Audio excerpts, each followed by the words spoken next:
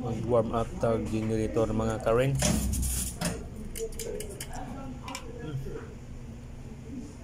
Okay, naging sira nito, bakit parang nag-kislap lang mga current. Isa natin.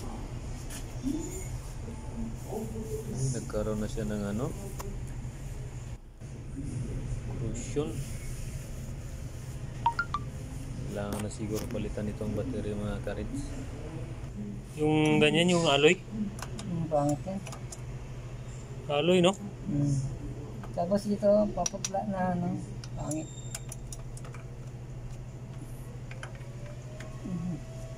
Ito na. Ilabas natin para mabuhusan. Lumikit eh. Lumikit sa hindi pa natanggal kasi. Ay, hindi. May charger to. Oh, meron, off ko muna. Oo po yung charger. Kaya pala. Wala ko na yung negative. May start ba? Kalimutan ko.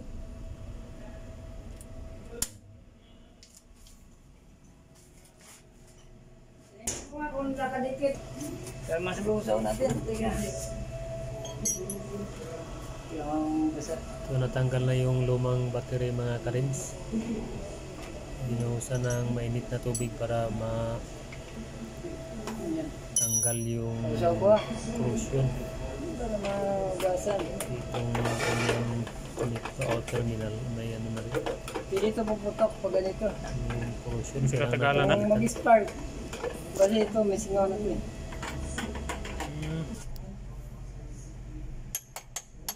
Yan o, hindi gano'n maglubog pa. Positive din. Oo, may positive din. Kasi lumubog eh. So kung negative lang yan, hindi lulubog. Start na natin mga currents. Pindutin na natin yung manual.